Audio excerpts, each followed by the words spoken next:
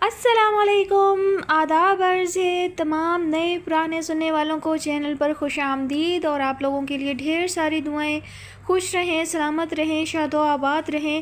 اور میں بھی الحمدللہ بالکل خیریت سے ہوں، لیکن آپ کی دعاؤں کی طلبگار میں ہمیشہ رہتی ہوں، تو مجھے اپنی دعاؤں میں ہمیشہ یاد رکھا کریں۔ اور تمام وہ لوگ جو نئے ہیں، چینل پر پہلی بار آئے ہیں یا پہلے بھی وزٹ کر چکے ہیں لیکن سبسکرائب نہیں کیا، تو پلیز چینل کو سبسکرائب کیجئے۔ اس کے علاوہ میرا ایک اور چینل ہے اردو نویلیہ بائی نگہت، تو اسے بھی وزٹ کریں۔ اگر آپ کو چینل پسند آتا ہے تو پلیز چینل کو سبسکرائب ضرور کیجئے اور اپنے پیاروں کے ساتھ شیئر بھی ضرور کیجئے۔ اور بڑھتے ہیں ہم آج کے ناول کی جانب۔ تو جناب وہ ہے ناول کی ایپیسوڈ جس کا رہتا ہے سب کو بے صبری سے انتظار۔ جی ہاں جناب، آج ہے ناول کی لاسٹ ایپیسوڈ، تو چلیے جلدی سے ناول کی لاسٹ ایپیسوڈ کی جانب بڑھتے ہیں۔ ناول کا نام ہے نور القلوب اور مصنفہ ہے تنزیلہ ریاض، اور آج ہے اس کی آخری قسط۔ مجھے حبیب اللہ سے ملنا ہے۔ اس عورت کے انداز میں ایک تذبذب تھا۔ وراثت آفس میں کرسی پر بیٹھا موبائل ہاتھ میں لیے صرف وقت گزاری کر رہا تھا۔ حبیب اللہ خان خوش الحان کے ہمراہ جیپ پر نکلا ہوا تھا، اس لیے وراثت اب تساہل سے بیٹھا ان کا انتظار کر رہا تھا۔ خان کی غیر موجودگی میں وہ ذرا آرام پسند ہو جایا کرتا تھا، اس لیے اسے پتہ نہیں چل سکا تھا کہ بڑے گیٹ سے کوئی آفس تک آ گیا ہے۔ خاتون کی اس صدا سن کر وہ چونک کر اپنی جگہ سے اٹھا۔ آج تک اس طرح کوئی عورت کبھی خان کا پوچھنے نہیں آئی تھی۔ خواتین کا آنا جانا دوسرے گیٹ سے ہوتا تھا۔ وراثت نے سر سے پیر اس عورت کا جائزہ لیا۔ وہ عورت مکمل پردے میں تھی، اس کا چہرہ ہی نہیں کلائیاں بھی چھپی ہوئی تھیں۔ وہ مزید مشکوک ہوا تھا۔ خاندان کے لین دین کے معاملے میں آج کل ویسے ہی سخت قسم کی دشمنیاں چل رہی تھیں۔ گزشتہ دنوں بھی کتوں کی وجہ سے وہ ایک جھگڑا کر کے آیا تھا، اور اب یہاں ایک عورت تشریف لے آئی تھی۔ وہ ذرا سا قریب ہوا تھا۔ خاتون نے چند قدم پیچھے کی جانب بھرے، جیسے یہ اقدام اسے ناگوار گزرا ہو۔ یہ حبیب اللہ خان کی حویلی ہے نا؟ کیا میں مل سکتی ہوں ان سے؟ خاتون کا لہجہ اس کی شخصیت کی نسبت اگرچہ پورا اعتماد تھا اور تلفظ ظاہر کرتا تھا کہ وہ علاقائی نہیں ہے، جس سے وراثت مزید مشکوک ہوا تھا۔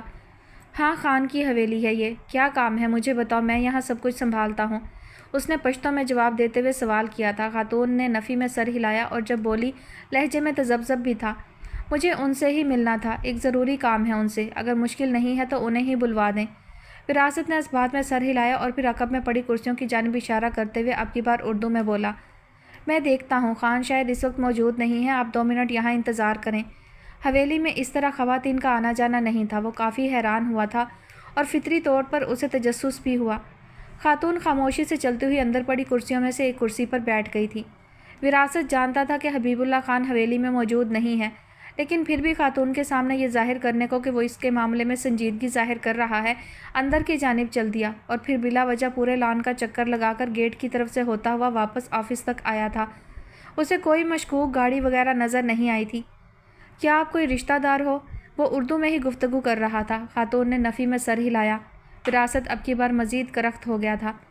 دیکھو بی بی، خان اس وقت موجود نہیں ہے، تم جاؤ یہاں سے۔ وہ چاہتا تھا یہ بلا جلد از جلد سر سے ٹل جائے۔ خان اس بات پر ناراض ہو سکتا تھا کہ ایک خاتون اس طرح حویلی اور پھر آفس کے اندر تک کیسے آ گئی۔ اس بات کے لیے وہ یقیناً وراثت کو غیر ذمہ دار اور لاپرواہ سمجھتا۔ وہ پہلے ہی موبائل فون کی وجہ سے اپنی بے عزتی کروا چکا تھا، اس لیے احتیاط سے کام لے رہا تھا۔ مجھے ان سے کام ہے اور میرا ان سے ملنا بے حد ضروری ہے۔ وہ کب تک آ جائیں گے؟ وہ جو کرسی پر بیٹھ چکی تھی پھر اپنی جگہ سے اٹھ کھڑی ہوئی۔ وراثت کی حیرانی ہر گزرتے لمحے کے ساتھ بڑھ رہی تھی۔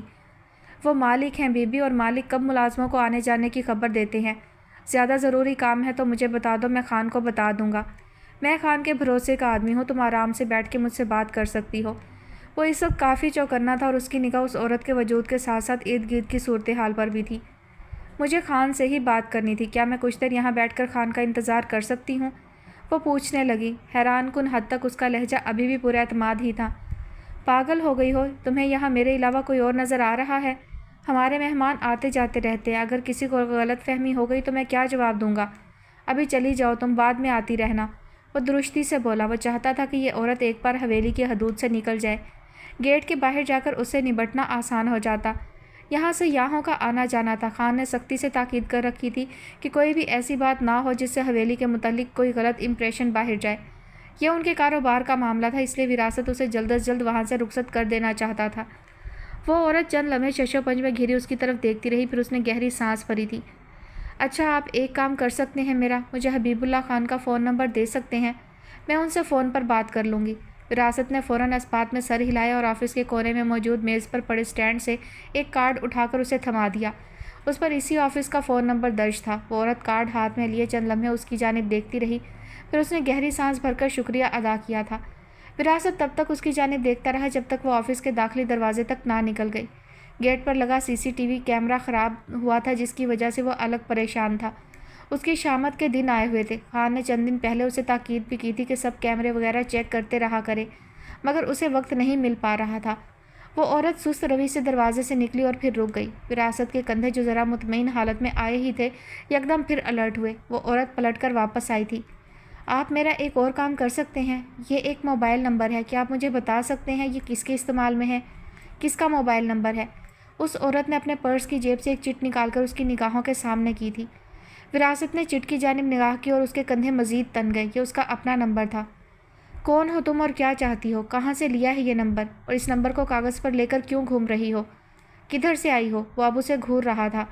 औरत ने गहरी सांस भरी। आप परेशान मत हो, आप मेरे भाई जैसे हैं। मदद करें मेरी, मुझे इस नंबर वाले की तलाश है। मैं दर्स का नूरुल कुलूब से आई हूँ। एक मसला है, इसीलिए खान से मिलना चाहती हूँ। वो औरत उसे तसल्ली दे रही थी, जैसे भाप गई हो कि वो उसकी जानिब से अगर शकूक पाल रहा है। देखो मेरी बहन, अब तुमने भाई कह दिया है तो पूछ सकता हूँ कि मुझे सारी बात बताओ। क्या चाहती हो? दर्सगाह का क्या मामला है और ये नंबर, इससे क्या करना चाहती हो? वो नंबर चूँकि उसका ज़ाती था और मोबाइल फ़ोन की वजह से पहले ही वो एक पेशी भुगत चुका था, इसलिए उसका चौंकना लाजिम था। उस औरत ने सर हिलाया। क्या हम बैठकर बात कर सकते हैं? वो पूछने लगी। विरासत हालांकि चंद मिनट पहले उसे इस बात से इनकार कर चुका था, लेकिन अब उसने इस बात में सर हिलाया और उसे बैठने का इशारा कर दिया। वो कुर्सी पर बैठकर सारी बात उजलत भरे अंदाज में बताने लगी, जिसका लुब्बे लबाब ये था कि दर्सगाह की एक लड़की इस नंबर वाले की वजह से मुसीबत में पड़ चुकी थी और अब संदल बी के अताब का निशाना बन रही थी। उस लड़की पर तशद्दुद भी किया गया था और उन खातून के मुताबिक वो काफ़ी मुसीबत में थी। सारी बात सुन लेने के बाद विरासत की समझ में न आया कि फ़ौरन क्या कहे। सारी सूरत हाल तो वाज़ेह थी। गलत फहमी का मामला था। वो लड़की उससे ही मैसेजेस पर बात करती रही थी। वो समझता था हवेली वालों की मेहमान उसे मैसेज करती है, जबकि ये लड़की दर्सगाह की निकल आई थी। यह तो सादा सा मामला था और आसानी सुलझाया जा सकता था, लेकिन संदल भी जिस तरह बराफ रोकता थी और उन्होंने एक लड़की को जान से मारने में कोई कसर ना छोड़ी थी, इस बात ने विरासत को डरा दिया था। लड़की के घर वाले भी मुलविस किए जा रहे थे। उसके सामने जो खातून बैठी थी वो भी यही समझ रही थी कि हवेली से कोई लड़का उस लड़की को ताड़ता रहा है और अब वक्त पड़ने पर उसे ही आगे आकर मदद करनी चाहिए। मामला यहाँ से एक गंभीर रुख इख्तियार कर रहा था। यही मामला अगर उनके अपने इलाके का होता तो एक आध कत्ल हो चुका होता या जिरगा बिठाने की बात हो रही होती। विरासत को यही बेहतर लगा कि उस औरत को फ़ौरन वहाँ से चलता कर दे। बीबी, मैं मुखलिसाना मशवरा दूंगा तुम्हें, इस बात को यहीं ख़त्म कर दो। हवेली वाले और दर्सगाह वाले एक ही ख़ानदान है। वो कभी इस किस्से को वैसे नहीं समझेंगे जैसे तुम समझ रही हो सकता है उनके लड़के ने कर दिया हो किसी को कोई मैसेज। जवान लड़का है, हो जाती हैं ऐसी बातें, लेकिन इनको सर पर सवार नहीं करना चाहिए। संदल भी बहुत नेक खातून है, उनकी नीयत पर शक मत करो। एक दो थप्पड़ लड़की को लगने ही चाहिए थे, वरना उसे नसीहत कैसे होती। वो उसकी खैर ख्वाह हैं, तभी मारपीट की है उसे। माएँ भी तो मार लेती हैं ऐसी बातों पर अपनी बेटियों को। घबराने की बात नहीं है, लड़की भी ठीक हो जाएगी। तुम संदल बी की नीयत पर शक मत करो। दीनदार लोगों के बारे में उल्टा सीधा बोलकर क्यों अपने नामा अमाल को ख़राब करती हो? खान भी इस मामले को ऐसे ही निपटाएगा जैसे मैं निपटा रहा हूँ। इसलिए मेरा भाइयों वाला मशवरा है कि वापस दर्सगाह चली जाओ और संदल बी को अपनी समझ के मुताबिक हल करने दो ये मसला। नेक लोगों की हिकमत अमली हम आम लोगों की समझ में नहीं आ सकती। हमारे तुम्हारे से ज़्यादा समझदार हैं, वो संभाल लेंगी सब। विरासत बहुत मुदब्बिर बनकर उसे समझाने लगा था। वो खातून चंद लम्हे कुछ नहीं बोली, फिर वो अपनी जगह से उठी थी। उसने हाथ में पकड़ी चिट विरासत की आंखों के बिल्कुल सामने की। आप ठीक कह रहे हैं, लेकिन ये नंबर किसका है ये बता सकते हैं आप मुझे?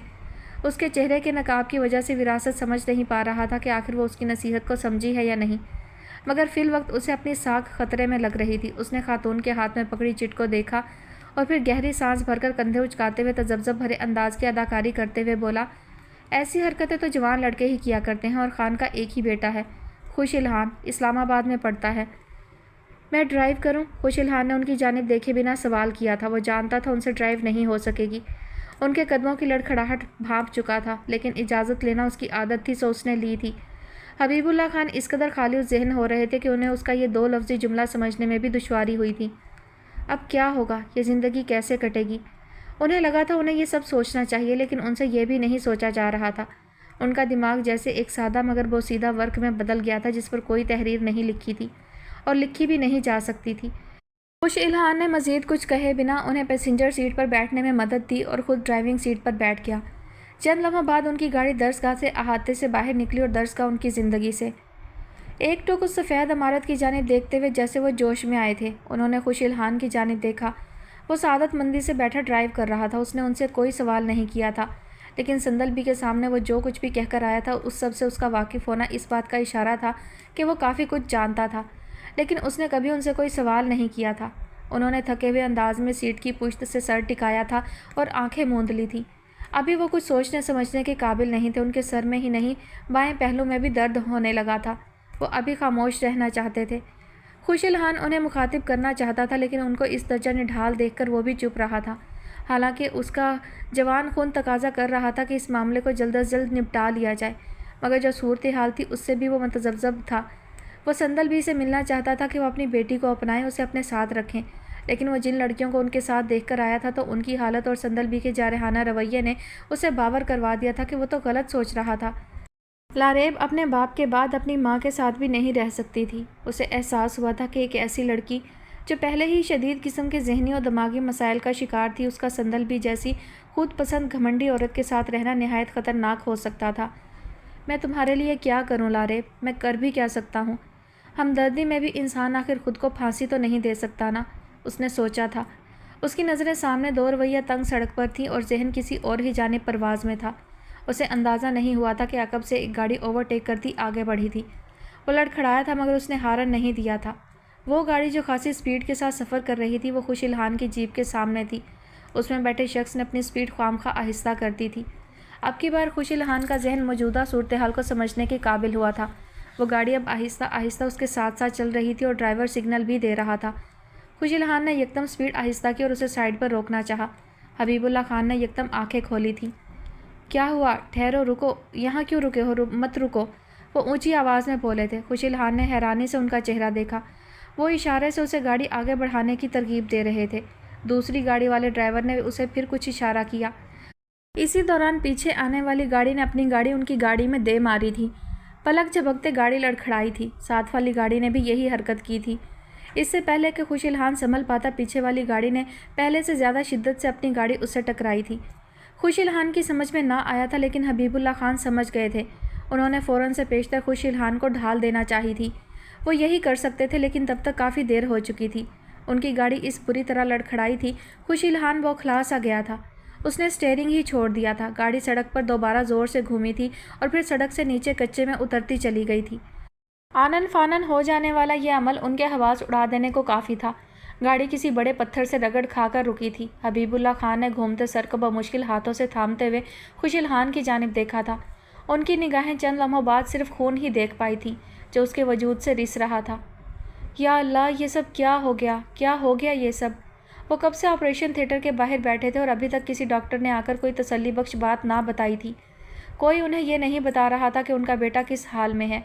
6 گھنٹے ہو چکے تھے، پولیس بھی آ کر جا چکی تھی، لیکن حالات کس رخ پر جا رہے تھے کچھ پتہ نہیں چل رہا تھا۔ انہیں معمولی نوعیت کی چوٹیں لگی تھیں، جن کی مرہم پٹی مقامی اسپتال میں کروا کر وہ خوش الحان کے بے دم وجود کو ایمبولینس میں لے کر اسلام آباد آئے تھے، اور اس سفر کا ایک ایک منٹ ان پر بھاری رہا تھا۔ اپنی اولاد کو خون میں لت پت دیکھنا کیسی اذیت ہو سکتی ہے، یہ انہیں اب محسوس ہو رہا تھا۔ ڈاکٹر کی جانب سے ایک تسلی کا لفظ سننے کی خاطر وہ اب تک لابی کے کئی چکر لگا چکے تھے، اور ان کا ہر قدم جیسے جلتے تپتے کوئلوں سے ہو کر آپریشن تھیٹر تک پہنچتا تھا، مگر وہاں انہیں کچھ بھی سننے کو نہیں مل رہا تھا۔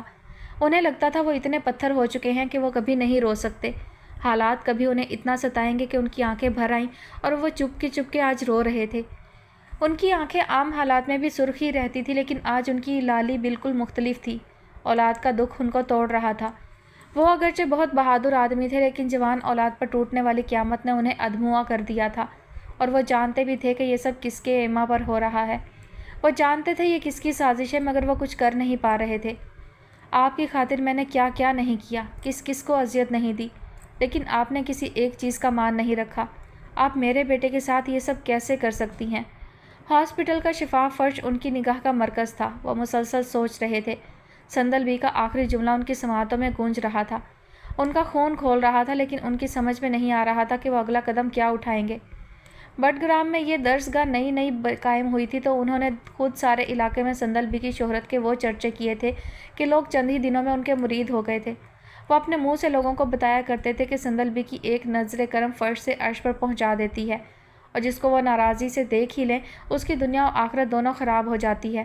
یہ حبیب اللہ خان ہی تھے جنہوں نے اس سارے علاقے میں سندلبی کے مریدین کی ایسی فوج تیار کی تھی جو ان کے ایک اشارے پر کٹ مرنے کو تیار رہتی تھی۔ وہ خود ہی آج سے پہلے اس بات کا پرچار کرتے رہے تھے کہ سندلبی کی شان میں گستاخی کرنے والا جہنمی ہے۔ پہاڑوں میں بسنے والوں کو ایسی باتوں سے بہلانا پھسلانا اتنا مشکل نہیں ہوتا، اور جب ان کی اپنی برادری کے لوگ ایسی باتیں کرتے ہیں تو ایسے کام مزید آسان ہو جایا کرتے ہیں۔ درسگاہ کے قرب و جوار کے لوگ سندلبی کو انتہائی برگزیدہ نیک ہستی کے طور پر جانتے ہی نہیں تھے، بلکہ شرک کی حد تک انہیں مانتے بھی تھے۔ ایسے ہی کسی مرید سے کسی پر فائرنگ کروانا یا کوئی حادثہ کروانا ان کے لیے عام سی بات تھی، اور انہوں نے یہی عام بات کرتے ہوئے حبیب اللہ خان سے ان کی سب سے خاص چیز چھین لی تھی۔ اب وہ جا کر کسی کو بتاتا کہ یہ سب سندلبی کروا رہی ہیں تو کسی کو یقین نہیں آنا تھا۔ وہ اس حادثے کو کبھی سازش ثابت نہیں کر سکتے تھے۔ یہ ان کا بویا ہوا تھا اور ان کی اولاد کو کاٹنا پڑ رہا تھا۔ اب کیسی طبیعت ہے خوشی الحان کی؟ وہ اپنی ہی سوچ میں گم تھے جب کسی نے عقب سے پوچھا تھا۔ انہوں نے خالی نگاہوں سے مڑ کر دیکھا۔ وہ داؤد منور تھے۔ حبیب اللہ خان تو ایمبولینس کے ساتھ آ گئے تھے، لیکن گلے اور لاریب وراثت کے ساتھ ان کا تعاقب کرتے آئے تھے۔ وراثت نے ان دونوں کو داؤد منور کے گھر ڈراپ کر دیا تھا۔ انہی سے داؤد منور کو ساری صورتحال کا پتہ چلا تھا۔ دعائیں، انہوں نے اتنا ہی کہا تھا کہ آنسوؤں کا گولا حلق میں اٹکا۔ بہت دقت کے ساتھ انہوں نے اس گولے کو حلق کے اندر اتارا تھا۔ دعائیں چاہیے آپ کی، دعا کرے میرا بیٹا۔ اب کی بار آواز نے ساتھ چھوڑا تھا۔ حوصلہ اپنی باری پر ہمیشہ کم ہو جایا کرتا ہے۔ ابھی یہ کچھ عرصہ پہلے کی بات تو تھی جب اسی طرح کے ایک ہاسپٹل میں داؤد منور اپنی بیٹی کی خاطر رو رہے تھے جس نے نشے میں اپنی کلائی کاٹ لی تھی۔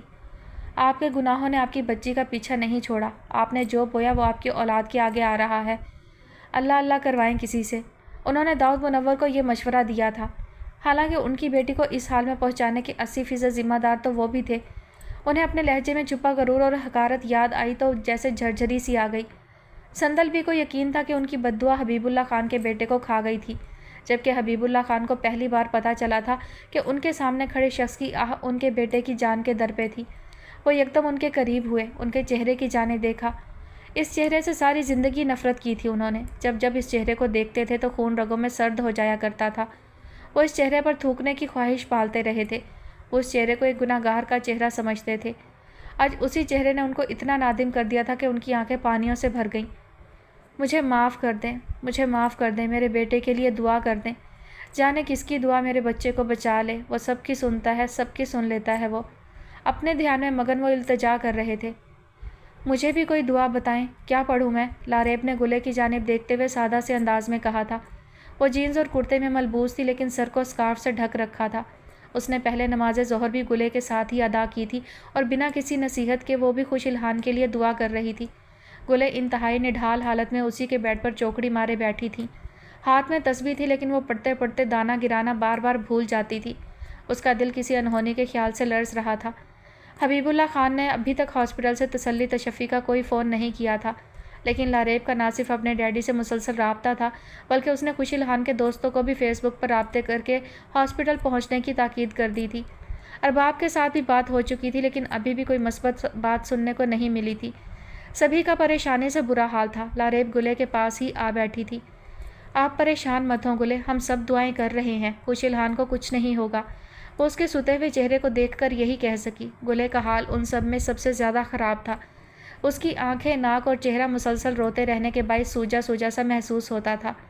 لاریب کے تسلی دینے پر اس نے سر اٹھا کر اس کا چہرہ دیکھا، پھر 2 موٹے موٹے آنسو اس کے گالوں پر پھسلے تھے۔ وہ چند لمحے تک کوئی جواب نہ دے پائی تھی۔ پھر 2 مزید آنسو اس کی آنکھوں سے لکیر کی صورت پھسلتے پھسلتے اس کی ٹھوڑی تک آئے ہوئے تھے۔ انشاءاللہ، وہ روتے ہوئے بولی تھی۔ لاریب اس کے مزید قریب ہوئی اور اس کے کندھے کو اپنے بازو کے حلقے میں لے لیا، لیکن وہ بولی کچھ نہیں تھی۔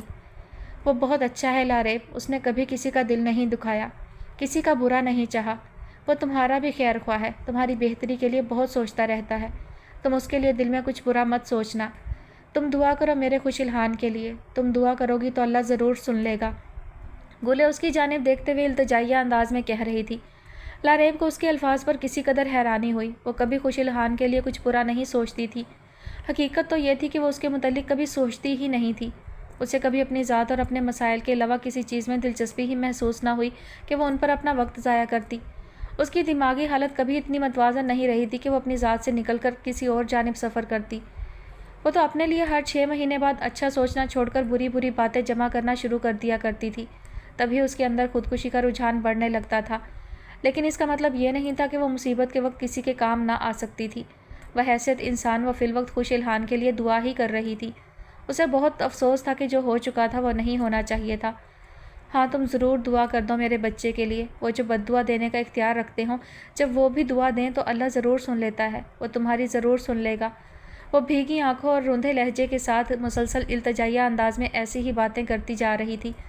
लारेब ने बेबसी से उसकी जानिब देखा था। इस दौरान गुले के मोबाइल की बीप बजने लगी थी। गुले ने लारेब की जानिब देखा। वो दोनों ही फ़ोन की बीप से भी डर रही थी कि कोई बुरी खबर ना सुनने को मिल जाए। किसका फ़ोन है बच्ची? तुम ही देखो। लारेब ने फ़ोन स्क्रीन की जानिब देखा और फिर देखती रही। किसका है? गुले फिर लरजती हुई आवाज़ में पूछ रही थी। मेरी मम्मी का। गुले ने उसकी बात पर बिल्कुल ध्यान नहीं दिया था। वो भी अपने ही दुख में मुब्तला थी। उठाओ ना, फिर उठाती क्यों नहीं हो? वो जैसे जिच हुई थी। लारेब ने सर्द महरी से फ़ोन उठाकर कॉल रिसीव की थी और बिना कुछ कहे सुने फ़ोन गुले की जानिब बढ़ा दिया था। अरे ये तो संदल भी हैं। गुले ने दूसरी जानिब से सलाम की आवाज़ सुनते ही कहा था। फिर जैसे उस पर कुछ इंकशाफ हुआ। लारेब ने फ़ोन पर नंबर देखते ही ये क्यों कहा था कि ये मेरी मम्मी की कॉल है? लारेब क्या जताना चाह रही थी? क्या ये अपनी माँ के बारे में जानती है? गुले हैरानी से उसका चेहरा देख रही थी। वो बात करते करते रुक गई थी। संदलबी का एक भी लफ्ज़ समझ में ना आ रहा था। लारेब बिना कुछ कहे बिस्तर से उतरी थी और बाहर की जानिब चलती थी। खान साहब, सूरत हाल अंडर कंट्रोल है। खुश इल्हान ने रिस्पॉन्ड करना शुरू कर दिया है। डॉक्टर्स कह रहे हैं अगले 12 घंटे अहम है, लेकिन ख़तरा काफ़ी हद तक टल गया है। अरबाब ने अस्पताल के ठंडे बेंच पर बेदम बैठे हबीबुल्ला खान को तसल्ली दी थी। वो चौंक कर उसकी जानिब मतवज्जा हुए, फिर उसकी बात का मफ़हूम समझते हुए फ़ौरन अपनी जगह से उठ खड़े हुए। विरासत, जो सीने पर हाथ बांधे दीवार से टेक लगाए खड़ा था, उनके आगे बढ़ने से चौकन्ना होकर आगे हुआ। खान ने एक्सीडेंट के बाद सबसे पहला फ़ोन उसे ही किया था। खुश इल्हान के खून में लथपथ जिस्म को उसने एम्बुलेंस में शिफ्ट करवाया था। एक जीते जागते सेहतमंद इंसान को ऐसी हालत में देखना किसी के लिए भी खुशगवार तजुर्बा नहीं हो सकता। किसी दुश्मन को भी ऐसी हालत में देखकर इंसान एक लम्हे के लिए लरजता ज़रूर है। विरासत ने अगरचे कोई दुश्मनी नहीं निभाई थी, लेकिन उसने अपनी जान बचाने को जिस तरह एक औरत के सामने खुश इल्हान का नाम ले दिया था, इस अमर ने उसे इंतहाई पशेमान कर रखा था। वो इस बात पर यकीन किए बैठा था कि वही खातून इस हादसे की ज़िम्मेदार थी, मगर वो खान के सामने इस बात का जिक्र करने से डर रहा था। कहाँ हैं डॉक्टर? मैं ख़ुद उनसे बात करना चाहता हूँ। मुझे क्यों नहीं बुलवाया किसी ने? हबीबुल्ला खान नाराज़ हो रहे थे। घंटा भर पहले खुश इल्हान के सब दोस्त आ गए थे और उन्होंने ही हबीबुल्ला खान को वहाँ से हटाकर दूसरे कॉरिडोर में बिठा दिया था। इसीलिए किसी डॉक्टर से उनकी बराह रास्त बात ना हो सकी थी। आप बिल्कुल भी परेशान ना हो, मेरी बात हुई है डॉक्टर से। आप आए, मैं आपको उनके पास ले चलता हूँ। आप हौसला रखें। अभी खुश इल्हान से मुलाकात की इजाज़त तो नहीं मिली। अभी उसे इंतहाई निगहदाश्त में शिफ्ट कर दिया है ऑपरेशन थिएटर से। वो चलते चलते बात कर रहा था, क्योंकि हबीबुल्ला खान भी एक जगह रुककर बात करने के बजाय आगे की सिमत चलते जा रहे थे।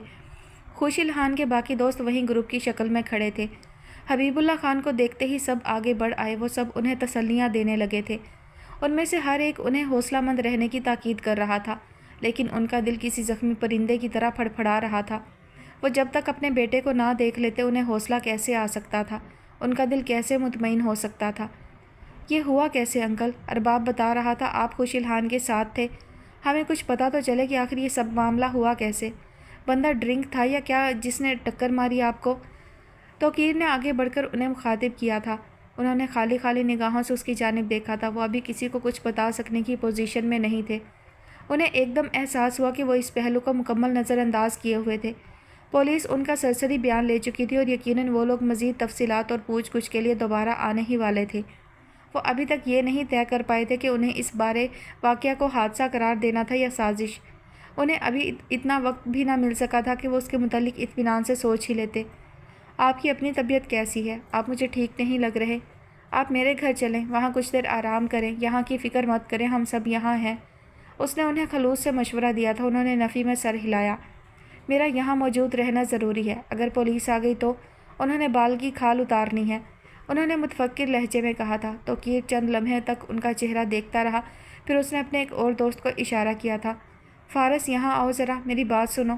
خان صاحب ابھی بہتر محسوس نہیں کر رہے، کیا ہم پولیس کو کچھ دیر کے لیے ٹال نہیں سکتے؟ چند گھنٹے آرام کے لیے مل جائیں گے تو آسانی رہے گی، وہ کہہ رہا تھا۔ ہاں یہ ٹھیک رہے گا، اگر ممکن ہو تو یہ مہربانی کر دے کوئی، انہوں نے التجائیہ انداز میں کہا تھا۔ فارس نے مؤدب انداز میں انہیں تسلی دی تھی۔ آپ فکر نہ کریں انکل، ہم سنبھال لیں گے سب، بہت مہربانی، احسان ہے آپ لوگوں کا۔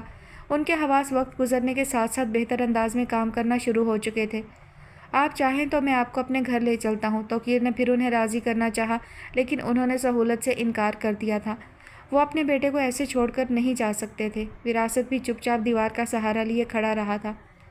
اگلے کئی گھنٹے اسی طرح انتظار کی کیفیت میں گزرے تھے، لیکن نہ صرف خوشی الحان کے دوستوں نے بلکہ داؤد منور کی مہمان نوازی نے ان کے کئی کام آسان کر دیے تھے۔ اگرچہ ان کا اپنا گھر بھی اسلام آباد میں تھا، لیکن گلے سمیت وہ اور لاریب داؤد منور کے گھر میں ہی ٹھہرے تھے۔ 2 دن بعد ڈاکٹرز نے تسلی بخش رپورٹ دی تھی۔ خوشی الحان کا ایک بازو فریکچر ہوا تھا، لیکن اندرونی چوٹ کے باعث اس کے دماغ میں خون کا لوتھڑا جم گیا تھا، جس کی فوری سرجری کر دی گئی تھی اور اب سب کچھ انڈر کنٹرول تھا۔ اس کے سب اعضاء سمیت تمام حسیات بھی مکمل طور پر ٹھیک تھیں۔ اس کے چہرے کے کچھ ٹیشوز متاثر تھے اور ڈاکٹرز کی جانب سے اسے کم سے کم بولنے کی تاکید کی گئی تھی، اس لیے ابھی اس کا پولیس کے سامنے کوئی بیان نہیں ہوا تھا۔ وہ جب بہتر طریقے سے بولنے کے قابل ہوا تو اس نے حبیب اللہ خان کے سامنے سب سے پہلے اسی بات پر سخت ناراضی کا اظہار کیا تھا۔ وہ چاہتا تھا کہ سندل بی کے خلاف باقاعدہ FIR درج کروائی جائے، لیکن وہ آمادہ نہیں تھے۔ ان کے تذبذب اور ٹال مٹول نے خوشی الحان کا دل مزید بدظن کر دیا تھا۔ ہاں بھائی ہیرو، اب کیا حالات ہیں؟ بھیج دیا موت کے فرشتے نے واپس؟ اسے بھی تم قبول نہیں ہو؟ یہ میرا ہی حوصلہ ہے جو تمہیں روم میٹ کے طور پر گود لے رکھا ہے۔ رباب نے کمرے کے دروازے سے ذرا سا جھانکتے ہوئے سوال کیا تھا اور ساتھ ہی لن ترانے کی تھی۔ خوشی الحان ہاسپٹل کے بیڈ پر لیٹا ہوا تھا۔ وہ اگرچہ اپنے حواسوں میں تھا، مگر تکلیف بے حد تھی کہ گردن ہلانا بھی مشکل تھا۔ بازو کی چوٹ نے الگ پریشان کر رکھا تھا، لیکن دماغ نے سوچنا سمجھنا شروع کر دیا تھا۔ ارباب کو دیکھ کر وہ خوش ہوا۔ آ جاؤ بھائی سارے، جوان ہوش میں ہے۔ اس نے عین عقب میں کھڑی فوج کو اشارہ کیا تھا اور وہ سب کے سب آگے پیچھے کمرے میں داخل ہو گئے تھے۔ یار تم تو کسی کام کے نہیں نکلے، اس عمر میں سڑک پر کون مرنا چاہتا ہے؟ یہ کسی حسینہ پر مرنے والی عمر ہے میرے بھائی، تم سڑک پر مرنے والے تھے؟ ابو بکر جو ان سب میں سب سے سنجیدہ مشہور تھا، اسے دیکھ کر شرارتاً بولا تھا۔ سب نے اس کے بستر کے گرد گھیرا ڈال لیا تھا۔ صحیح جا رہے ہو مولوی، خوب ترقی کرو گے، اس لمبی داڑھی کے ساتھ جب شریف لڑکوں کو ایسی نصیحتیں کرو گے تو خوب کاروبار چمکے گا، ارباب نے ہنستے ہوئے کہا تھا۔ ابو بکر ہنستے ہوئے سائڈ ٹیبل پر رکھے انگوروں پر ہاتھ صاف کرنے لگا۔ مولوی تو لگ گیا کام سے، حور نہ صحیح انگور ہی صحیح۔ وہ شرمندہ نہ ہوا تھا۔ پٹھان قوم کو خوب شرمندہ کرواتے ہو تم دوست، ایسے ننھے منھے حادثات کو تو وہ لوگ خاطر میں بھی نہیں لاتے، اور تم 4 دن سے ہاسپٹل میں پڑے ہو۔ چلو اٹھو، کسی کام سے لگو۔ ارباب نے اپنے مخصوص انداز میں اپنی جانب سے اس کی خیریت ہی دریافت کی تھی۔ اوئے چودھری، یہ زندگی ہے، تیری PUBG نہیں ہے کہ ادھر گرے ادھر سنبھلے، وقت لگتا ہے۔ لیکن خوشی الحان تم سے واقعی یہ امید نہیں تھی۔ بندہ خدا، ذرا سی ٹکر سے بازو توڑوا کر بیٹھ گئے ہو۔ کیا منہ دکھاؤ گے اس فٹنس سینٹر والے کو جس کے 5-5 کلو کے ڈمبلز اٹھا کر شوخیاں مارا کرتے تھے؟ ناک کٹوا دی یار تو نے۔ توقیر بھی شروع ہوا تھا۔ خوشی الحان کو ہنسی آئی، لیکن ہنسنے سے بھی آنکھ کے ٹیشوز پھڑپھڑانے سے تکلیف ہوتی تھی۔ اب بتاؤ ہم کیا کریں، کیا منہ دکھائیں یونیورسٹی والوں کو؟ مجھے تو یہ بتاتے ہوئے بھی شرم آ رہی ہے کہ یہ اپنا گبرو جوان روڈ ایکسیڈنٹ کی وجہ سے ہاسپٹل میں ہے۔ میں نے سب کو یہی کہنا ہے کہ لڑکے کی کسی لڑکی کے ساتھ سیٹنگ تھی، اس کے بھائیوں نے چھترول کی ہے جس کی وجہ سے بازو بھی ٹوٹ گیا ہے اور دماغ بھی ٹھکانے پر آ گیا ہے۔ کیسا؟ فارس بھی پیچھے نہیں رہا تھا، ان سب کی خیریت پوچھنے کا یہی طریقہ تھا۔ او تیری، یہ کہانی اچھی ہے، ویڈیو بنا کر فیس بک پر ڈال دیتے ہیں، کچھ نہ بھی ہوا تو ویوز تو مل ہی جائیں گے نا۔ پوری یونیورسٹی اس مسالے دار خبر کو تفصیل سے دیکھنا چاہے گی، ورنہ سادہ سی ایکسیڈنٹ کی خبر کو کسی نے منہ بھی نہیں لگانا۔ کیا کہتے ہو سب، نکالوں موبائل؟ ارباب نے ہاتھ جینس کی ہپ پاکٹ پر رکھ کر موبائل نکالنے کی اداکاری کرتے ہوئے پوچھا تھا۔ وہ سب اسی طرح کی باتیں کرنے میں مگن تھے۔ ان کا مقصد خوشی الحان کا دل بہلانا تھا، جس میں وہ کسی حد تک کامیاب رہے تھے، لیکن لڑکی کا مصنوعی حوالہ دینے سے اسے وہ درس گاہ والی لڑکی یاد آ گئی تھی جس کو سندل بی نے اس کے نام کے ساتھ رسوا کرنے کی کوشش کی تھی۔ اسے جھرجھری سی آئی۔ اس لڑکی کے چہرے پر جو دکھ رقم تھا وہ بے حد اہانت آمیز تھا۔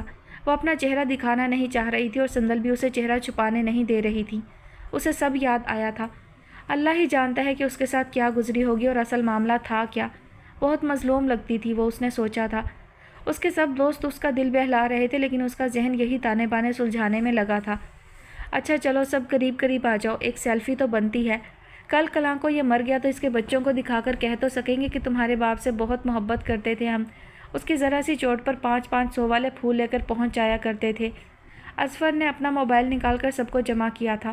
وہ بھی سب اکٹھے ہو گئے تھے۔ اصفر نے 3-4 کلکس لے لیے تھے۔ لو بھائیو کرنے لگا ہوں اپلوڈ۔ اس نے موبائل ان کے سامنے کرتے ہوئے سب کو ایک ایک جھلک دکھائی تھی۔ نہیں نہیں رکو، میں 2 نفل نماز کی نیت باندھتا ہوں، تم ساتھ ہی اپلوڈ کر دینا، زیادہ برکت ہوگی۔ ارباب اپنی جگہ سے اٹھتے ہوئے بولا تھا۔ اس سے پہلے کہ کوئی جواب دیتا اس نے فوراً نیت باندھ لی تھی۔ ماشاءاللہ نظر نہ لگے کسی کی، ہو گئی ہے اپلوڈ۔ اس نے اپنے اکاؤنٹ سے اپلوڈ کرنے کے ساتھ ہی یونیورسٹی کے فیس بک پر ایکسیڈنٹ کی خبر کے ساتھ شیئر کر دی تھی۔ 1 منٹ میں 16 لائکس ہو گئے ہیں۔ وہ ساتھ ساتھ اپڈیٹ بھی دیتا جا رہا تھا۔ خوش الہان کو ان کی موجودگی اچھی لگ رہی تھی۔ میں نے کیپشن بھی تو بہت اعلیٰ قسم کا دیا ہے۔ جوان ہینڈسم لڑکے نے سڑک کے بیچوں بیچ ایسی کیا حرکت کی کہ دن دہاڑے جان کے لالے پڑ گئے۔ وہ بتاتے ہوئے خود بھی کہا لگا رہا تھا، اوئے یونیورسٹی کے پیج پر یہ بکواس نہیں لکھنی تھی، پولیس کی خبر ابھی سر پر سوار ہے۔ خان صاحب نے بڑی مشکل سے انہیں یقین دلایا ہے کہ یہ حادثہ ہی تھا، تم انہیں مشکل میں نہ ڈال دینا۔ توقیر نے نصیحت کی تھی مگر کسی پر کوئی اثر نہیں ہوا۔ خوش الہان ضرور چونکا تھا کیونکہ وہ تو جانتا تھا یہ حادثہ نہیں تھا، مگر ابھی وہ اس حالت میں نہیں تھا کہ کوئی سوال کرتا، اس لیے چپ رہا۔ وہ سب تب تک اس کے کمرے میں رہے جب تک نرس نے آ کر سب کو چلے جانے کا نہیں کہہ دیا تھا۔ ان کے جانے کے بعد اسے پھر دوائیوں کی وجہ سے غنودگی محسوس ہونے لگی تھی اور وہ جلد ہی سو گیا تھا۔ اگلی صبح وہ گزشتہ کل سے بہتر حالت میں تھا اور سوچنے سمجھنے کی سکت بھی واپس آ رہی تھی۔ اس نے سب سے پہلے حبیب اللہ خان سے یہی سوال کیا تھا کہ اس سارے معاملے میں کوئی پیش رفت ہوئی ہے یا نہیں، اور آیا انہوں نے پولیس کے سامنے سندلبی کا نام واضح طور پر لیا بھی ہے یا نہیں۔ وہ پہلے تو ٹالتے رہے۔ خوش الہان چاہتے ہوئے بھی بحث نہیں کر پا رہا تھا۔ وہ بولتا تھا تو اس کا لہجہ بھی غیر واضح محسوس ہوتا تھا، لیکن وہ چاہتا تھا کہ اس کی ناپسندیدگی باپ کے سامنے ضرور رجسٹر ہو، اس لیے اس نے صاف کہہ دیا تھا، بابا آپ نکل کیوں نہیں آئے اس طلسم قدا سے؟ وہ چڑھ کر بولا تھا۔ حبیب اللہ خان چونکے۔ وہ کہنا کیا چاہ رہا تھا؟ کتنے سال گزر گئے آپ کو عشق نما عقیدت کے ہاتھوں خوار ہوتے ہوئے، کیوں نہیں سمجھتے آپ کے ہاتھ اس اندھی محبت سے کچھ نہیں آنے والا۔ وہ خاتون اپنے باپ، شوہر اور بھائی کی نہیں ہو سکیں، وہ آپ کی کیا ہوں گی؟ وہ اپنی مرید آپ ہیں، وہ کبھی آپ کی کسی قربانی کو خاطر میں نہیں لائیں گی۔ وہ جانے کس جذبے کے تحت کوئی لگی لپٹی رکھے بغیر بولتا چلا جا رہا تھا۔ حبیب اللہ خان بالکل ساکت رہ گئے۔ انہوں نے کبھی ایسا کوئی حوالہ نہیں دیا تھا کہ جس سے کسی کو یہ بھنک پڑے کہ وہ کیا سوچتے ہیں یا ان کے دل میں کیا ہے۔ خوش الہان بھی اتنے تلخ جملے بول کر جیسے خود ہی تھک سا گیا تھا۔ حبیب اللہ خان نے ایک لمبی گہری سانس بھرتے ہوئے خود کو توانائی فراہم کرنا چاہی تھی۔ مجھے ایسے مت دیکھیں، مجھے کسی نے نہیں بتایا یہ سب، آپ کی آنکھوں میں لکھا نظر آتا ہے، احمق سمجھتے ہیں آپ ہمیں، مجھے، گلے کو، لاریب کو یا باقی دنیا کو۔ ایک ہوش مند مرد کسی عورت کے ہاتھوں کتنا استحصال سہ سکتا ہے اور کیوں؟ اس نے کہہ تو دیا، پھر اپنا ہی دل بھی دکھا۔ جس باپ کے سامنے بات کرتے ہوئے الفاظ بھی گن کر بولا کرتا تھا، وہ ان کے سامنے اتنا اناپ شناپ بکنے کا سوچا نہیں تھا اس نے، مگر اس کی برداشت ختم ہو چکی تھی۔ حبیب اللہ خان نے سپاٹ چہرے کے ساتھ اس کو دیکھا تھا۔ ابھی تمہاری طبیعت ٹھیک نہیں ہے، تم ٹھیک ہو جاؤ پھر ہم اطمینان سے اس موضوع پر بات کریں گے، فکر کرنے کی ضرورت نہیں ہے، میں ہوں نہ سنبھال لوں گا سب۔ یہ ان کا پسندیدہ جملہ تھا لیکن خوش الہان متاثر نہ ہوا۔ نہیں خدارا یہ لالی پاپ دینا بند کر دیں مجھے، میں جانتا ہوں آپ کچھ نہیں کریں گے، اب کی بار میں آپ کے ساتھ مل کر کروں گا یہ سب۔ انہوں نے مجھ پر الزام لگایا ہے، مجھے آپ کی نظروں میں گرانے کی کوشش کی ہے۔ وہ تھک رہا تھا، وہ ٹھیک طرح سے مکمل جملہ بھی ادا نہیں کر پا رہا تھا۔ حبیب اللہ خان نے اس کے ہاتھ پر نرمی سے ہاتھ رکھا۔ دنیا کی کوئی طاقت میرے بیٹے کو میری نظروں میں نہیں گرا سکتی، مجھے تم پر اپنی ذات سے بھی زیادہ بھروسہ ہے۔ میں جانتا ہوں تم نے ایسی کوئی حرکت نہیں کی، یہ سب غلط فہمی کا معاملہ ہے، دراصل یہ سب وراثت کی حرکت ہے۔ وہ ذرا سی دیر کو چپ ہوئے، پھر انہوں نے اسے سب بتا ڈالا تھا کہ کیسے ان کی ناک کے نیچے یہ سب ہوتا رہا تھا۔ انہوں نے ساری بات بتاتے ہوئے ایک بار پھر سندلبی کو مورد الزام نہیں ٹھہرایا تھا۔ اتنے دنوں میں شاید ان کا غصہ کم ہو چکا تھا، لیکن خوش الہان ساری بات سن کر بھی مطمئن نہ ہو سکا تھا۔ اس کے باوجود سندلبی کو یہ حق حاصل نہیں کہ وہ کسی کو حبس بیجا میں رکھیں، تشدد کریں یا کسی پر اس طرح کے الزامات لگائیں۔ وہ ناراضی کے عالم میں بولا تھا، تم ابھی بچے ہو میرے بیٹے، تم ان معاملات کو نہیں سمجھتے۔ میں نے کہا نا تم ٹھیک ہو جاؤ، پھر ہم اطمینان سے اس موضوع پر بات کریں گے۔ وہ اس موضوع پر بات کرنا ہی نہیں چاہتے تھے، اسی لیے انہوں نے ٹالنا چاہا۔ میں ٹھیک ہوں، اب آپ کی باری ہے، آپ کو ٹھیک ہونا پڑے گا۔ آپ پولیس کو ساری تفصیلات سے آگاہ کریں، انہیں بتائیں کہ اصل صورتحال کیا تھی۔ کسی وکیل سے ملیں، اس سے مشورہ کریں اور اپنی مدعیت میں سندل بی کے خلاف مدرسے کی طالبات پر تشدد اور بدسلوکی کے مقدمات درج کروائیں۔ آپ کو یہ کرنا چاہیے بابا، اب تو پانی سر سے اونچا ہو چکا ہے۔ کیوں نہیں سمجھتے آپ؟ وہ سخت ناراضی کے عالم میں بول رہا تھا۔ پانی واقعی سر سے اونچا ہو چکا ہے، لیکن جو تم کہہ رہے ہو وہ بھی کوئی پریکٹیکل اپروچ نہیں ہے، انہوں نے تھکے ہوئے انداز میں کہا تھا۔ پھر وہ چند لمحے خاموشی سے کچھ سوچتے رہے۔ ہم یہ سب کبھی ثابت نہیں کر پائیں گے، ہمارے پاس ثبوت ہی کیا ہے اپنے موقف کو ثابت کرنے کے لیے، اور سندل بھی سارے علاقے کی اس قدر چہیتی ہیں کہ کوئی ہماری بات پر یقین ہی نہیں کرے گا، لوگ ہماری جان کے دشمن ہو جائیں گے۔ وہ بولے تو جیسے سارے زمانے کی تھکن ان کے لہجے میں تھی۔ زندگی میں ایسا خسارہ ہو جائے گا یہ تو کبھی سوچا بھی نہیں تھا انہوں نے۔ ناکام عشق جوئے کی مانند ہوتا ہے، ایک کے بعد ایک داؤ اس امید پر کھیلا جاتا ہے کہ شاید اب کوئی گر کام آ جائے، مگر آخر میں خسارہ ہی ہاتھ آتا ہے۔ حبیب اللہ خان کے لہجے کی تکن ایسے ہی کسی خسارے کا نتیجہ تھی۔ اس کا مطلب ہے آپ ہاتھ پر ہاتھ رکھ کر بیٹھے رہیں گے، کچھ کریں گے نہیں؟ آپ نے اس لڑکی کا حشر دیکھا تھا، اس کی آنکھوں میں چھپی التجا دیکھی تھی؟ اچھا چھوڑیں، آپ میری حالت دیکھ رہے ہیں، میں موت کے منہ سے واپس آیا ہوں۔ کیوں ہم سب آپ کو نظر نہیں آتے بابا؟ آخر کیوں؟ آپ کو ابھی بھی صرف ان کی پرواہ ہے؟ وہ بولتے بولتے ہانپ سا گیا، سر میں دھمک ہونے لگی تھی، لیکن حبیب اللہ خان بس ایک ٹک دیوار کو دیکھ رہے تھے۔ خوش الحان کو بے حد مایوسی ہوئی تھی۔ وہ پانی لینے کے لیے لاؤنج میں پڑے فریج کی جانب آئی تھی جب کچن سے کھٹ پٹ کی آواز سنائی دی۔ گھر تو پہلے بھی ملازمین کے سہارے ہی چل رہا تھا اور اسے زیادہ چیزوں کی خبر نہیں ہوتی تھی، لیکن اب کی بار وہ گلے کے ساتھ یہاں آئی تھی۔ وہ چونکہ کچن میں آتی جاتی رہتی تھی تو لاریب بھی دلچسپی لینے لگی تھی۔ خوش الحان کی طبیعت کافی بہتر تھی، اس کے اسپتال سے ڈسچارج ہونے پر وہ سب لوگ واپس ہری حویلی جانے والے تھے۔ لاریب نے اتنے دنوں میں کافی سوچا تھا اور اسے اپنے لیے یہی بہتر لگا تھا کہ وہ اپنے گھر میں قیام کرتی۔ ہری حویلی میں اسے اچھا لگتا تھا، لیکن وہاں اس کا کوئی مستقبل نہیں تھا۔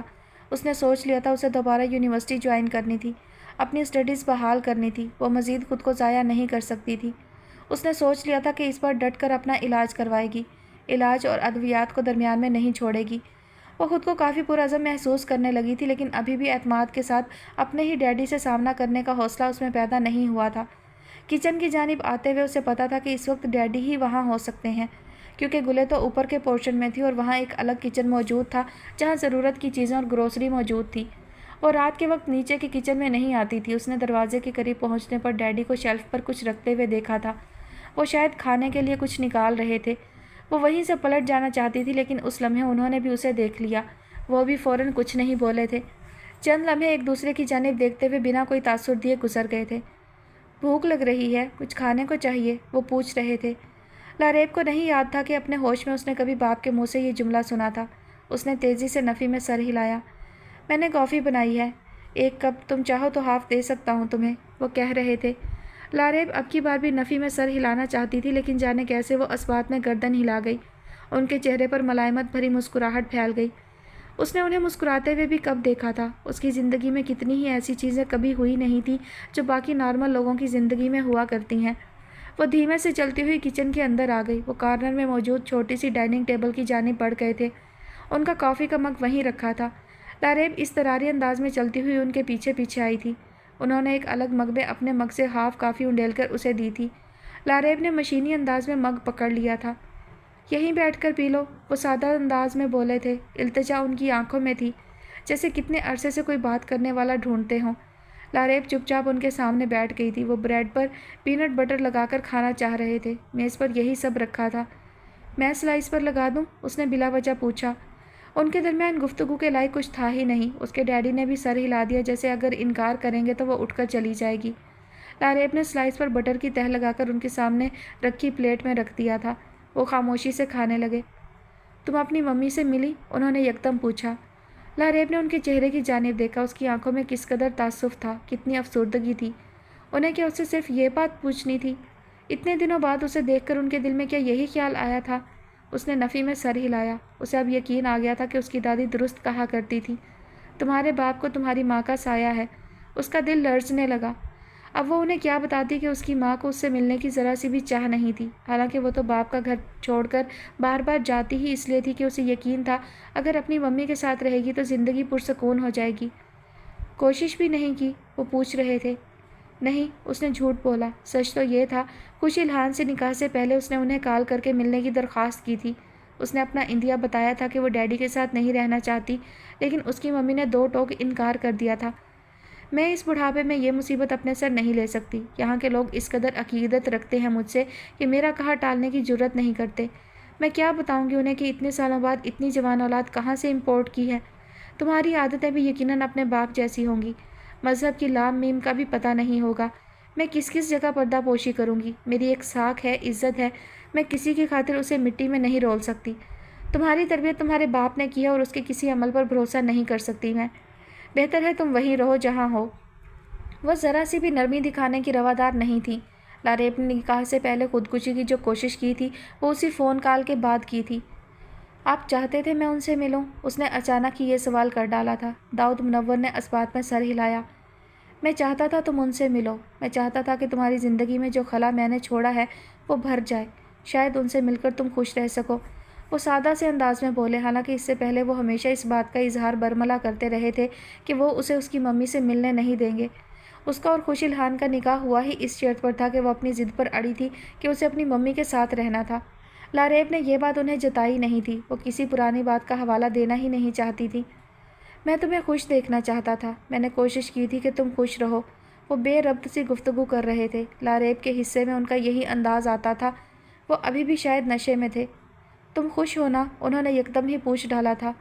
لاریب کا حوصلہ مٹی کی دیوار کی طرح ڈھہ گیا تھا۔ اس نے کتنی آرزو کی تھی کہ وہ کبھی اس سے یہ سوال اپنے مکمل حواسوں میں پوچھے اور وہ انہیں بتائے کہ نہیں، میں بالکل خوش نہیں ہوں۔ آپ اگر مجھے ایک بار گلے سے لگا کر مجھے میرے ہونے کا اعتماد دے دیں، مجھے بتا دیں کہ میں آپ کے لیے ضروری ہوں، میرا دنیا میں ہونا آپ کے لیے اہم ہے، تو میں خوش ہو سکتی ہوں۔ وہ یہ سب کہہ نہیں سکتی تھی۔ ان کے درمیان صدیوں کا فاصلہ حائل تھا۔ ان کے باہمی رشتے میں خاموشی اور سرد میری اس درجہ گوندی تھی کہ اسے چیر پھاڑ کر بھی مٹایا نہیں جا سکتا تھا۔ وہ پہلے بھی کبھی ان کے سامنے نہیں روئی تھی، لیکن اچانک وہ پھوٹ پھوٹ کر رونے لگی، منہ سے ایک لفظ بھی نہیں کہا۔ داؤد منور اپنی جگہ سے اٹھے اور اس کا سر اپنی باہوں کے حلقے میں لے کر اسے اپنے وجود سے لگا لیا تھا۔ لاریب چند لمحے روتی رہی، پھر اس نے اپنی باہیں ان کے گرد باندھ لی تھیں۔ وہ دونوں ہی کچھ کہنا سننا نہیں چاہتے تھے، لیکن دونوں کو ہی آج پہلی بار یہ یقین آیا تھا کہ وہ ایک دوسرے کے لیے کتنے ضروری ہیں۔ ہمیں کسی پر شک نہیں ہے، ہم دشمنیاں پالنے والے لوگ نہیں ہیں۔ میں کہہ چکا ہوں کہ یہ ایک حادثہ تھا، حبیب اللہ خان نے اپنے سامنے بیٹھے آفیسر کی جانب دیکھتے ہوئے دو ٹوک انداز میں کہتے ہوئے بات ختم کر دی تھی۔ خوشی الحان ان کی شکل دیکھتا رہ گیا تھا، لیکن انہوں نے اس کی جانب دیکھا بھی نہیں تھا۔ وہ شخص نشے کی حالت میں تھا، اسے گاڑی کنٹرول نہیں ہو رہی تھی، اس لیے پہلے اس نے سائیڈ سے ٹھوکی، پھر پیچھے سے۔ اس کے بعد ہمیں تو اپنا ہی ہوش نہیں رہا، کسی اور کا دھیان کیا رکھتے۔ بہرحال اللہ نے مہربانی کی، ایک بڑی مشکل سے بچا لیا۔ وہ مدبرانہ انداز میں اس قدر بھونڈی اداکاری کر رہے تھے، پولیس سمیت وہاں موجود سب لوگوں کو یقین تھا کہ وہ جھوٹ بول رہے ہیں، مگر کسی نے انہیں ٹوکا نہیں تھا۔ ایک تو حبیب اللہ خان کی اپنے علاقے میں عزت بہت تھی، دوسرا نظام میں اتنی خرابیاں تھیں کہ ادارے جان بوجھ کر بھی عام شہریوں کو ایسی باتوں کی جانب راغب ہی نہیں ہونے دیتے تھے جو ان کی زندگی کو بہتر بنا سکیں۔ سب لوگ ہی پولیس کچہری سے خار کھاتے ہیں، لیکن پہاڑوں میں بسنے والے تو کچھ زیادہ ہی کھاتے ہیں۔ دونوں آفیسرز کو بھی پتہ تھا کہ ان کے سمجھانے کا کوئی فائدہ نہیں ہونے والا۔ یہ لوگ اپنے مسائل اپنے جرگوں میں سلجھائیں گے اور بلا وجہ ان کا وقت ضائع ہوگا، اسی لیے انہوں نے خاموشی سے سارا بیان ریکارڈ کر لیا تھا۔ خوشی الحان بھی چپ چاپ ساری کارروائی دیکھ رہا تھا، لیکن اس نے کسی بھی چیز میں دلچسپی نہیں لی تھی اور نہ ہی خواہش کے باوجود باپ کے کسی بھی جملے کی تردید کی تھی۔ یہ ان کے یہاں بد تہذیبی سمجھی جاتی تھی۔ وہ تنہائی میں تو ان سے بحث کر چکا تھا، لیکن کسی تیسرے کی موجودگی میں ان کی کسی رائے سے انکار کرنا یا اس کی تردید کرنے کا وہ سوچ بھی نہیں سکتا تھا۔ آپ کا کچھ کہنا ہے؟ ایک آفیسر نے کاغذی کارروائی کی خاطر رسمی انداز میں اس سے پوچھا تھا۔ نہیں، آپ سے تو بالکل نہیں، اس نے سپاٹ سے لہجے میں کہا۔ آفیسر نے توصیفی انداز میں سر ہلایا۔ اچھی بات ہے۔ پھر مزید کہنے لگا، خان صاحب نے درست فیصلہ کیا ہے، آپس میں ہی مل کر مکا کر لیں، اسی میں بہتری ہے، ورنہ پولیس، تھانہ، کورٹ کچہری کوئلوں کی دلالی سے بھی زیادہ غلیظ چیز ہے۔ ہاتھ کالے ہی نہیں ہوں گے، خالی بھی ہو جائیں گے۔ وہ شاید حبیب اللہ خان کی درخواست پر سمجھا رہا تھا، لیکن خوش الحان دم سادے چپ چاپ بیٹھا رہا۔ ان کے جانے کے بعد بھی وہ وہاں سے اٹھ جانا چاہتا تھا، لیکن حبیب اللہ خان نے اسے روک لیا۔ यहाँ कुछ देर मेरे पास बैठो, मुझे तुमसे बात करनी है। वो मोहब्बत भरे लहजे में कह रहे थे। ये जुमला और इस जुमले की मिठास खुशीलहान ने पहले कभी महसूस ना की थी, लेकिन फिर भी उसका दिल नहीं पिघला था, मगर वो आदत से मजबूर था, इसलिए चुपचाप बैठ गया। नाराज़ हो? उन्होंने उसी अंदाज में वो दूसरा सवाल किया था। फिर उसके जवाब का इंतज़ार किए बगैर खुद ही कहने लगे, मैं जानता हूँ तुम नाराज़ हो, लेकिन यह मसलहत के तकाज़े हैं, ये सब करना पड़ता है। तुम सूरत हाल को समझो, आने वाले वक्त में तुम्हें ये सब संभालना है। याद रखो, एक जंगल में दो शेरों की तभी निभ सकती है जब वो एक दूसरे से बेनियाज हो जाएं। उस इलाके में उनकी जितनी साख व इज़्ज़त है, हम उनका बाल भी बीका नहीं कर सकते, तो खामखा की दुश्मनी पालने का कोई फ़ायदा नहीं है। बेहतर है हम उनसे लाताल्लुक़ हो जाएं, उनकी परवाह करना छोड़ दें। वो हमारी नहीं थी, जिनकी थी वो जाने और उनका काम। आज के बाद मेरी हवेली में कभी उनका जिक्र नहीं होगा, कभी नहीं। वो लाड से प्यार से उसे समझा रहे थे। खुशीलहान खामोश बैठा सुन रहा था। ये उसका मसला था, उसे अपने बाप को टोकने से उलझन होती थी। तुम मुझसे तन्हाई में मिलना चाह रहे थे पहाड़ी बाबू, खैरियत है ना? अरबाब ने दरवाज़ा खोलकर कमरे में दाखिल होते ही आंखें मटकाते हुए खिलंडरेपन से सवाल किया था। लफ्ज़ तन्हाई पर जोर दिया गया था। खुशीलहान ने चिढ़कर उसे देखा।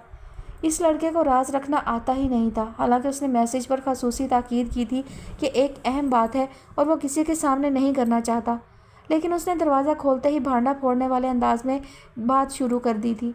जुमा का दिन था और वो सब दोस्त हरी हवेली खुशीलहान से मिलने आए थे। हवेली में बाजमात नमाज अदा करने के बाद उन्हें मज़ेदार खाना खिलाया गया था, और जब सब वापसी की तैयारी कर रहे थे तो खुशीलहान ने अरबाब को अपने पीछे आने का इशारा किया था। मैंने कहा था तुमसे अकेले में कुछ बात करनी है, पूरे टब्बर के साथ मत आना। तन्हाई का लफ्ज़ तुमने खुद ऐड किया है, उसने नाक चढ़ाकर कहा। एक ही बात है, तुमने दिमाग खुलवाकर टाँके लगवा लिए, लेकिन फजूल बोलने वाला खन्नास फिर भी अंदर ही रह गया। वो लापरवाही से कहता हुआ उसके बेड तक आया था। यार बकवास बंद करो और मेरी बात सुनो। मैं सोशल मीडिया पर तुम्हारे तवस्सुत से अगर एक स्टोरी ब्रेक करना चाहूँ तो क्या चार्ज करोगे, और उसकी रीच कितने लोगों तक करवा सकने की गारंटी दोगे? उसने इतना ही कहा था कि अरबाब ने फिर बात काट दी। वाह चौधरी अरबाब, तेरे ठाठ। सोशल मीडिया पर अभी तक कोई वीडियो वायरल नहीं हुई और बिज़नेस खुद घर बैठे मिल रहा है। वाह भाई वाह। दफ़ा हो जाओ तुम, निकलो। हर बात में गैर संजीदगी को इस तरह मोहब्बत से शामिल कर लेते हो जैसे तुम्हारे अब्बा ने इससे निकाह कर रखा है। मैं किसी और से बात कर लूँगा। तोकीर भी तो यूट्यूबिंग कर रहा था ना, वो कर देगा मेरी मदद। खुशीलहान बिला वजह चिड़चिड़ा हो रहा था। अरबाब ने सर से पैर तक उसे देखा, फिर नाक चढ़ाई।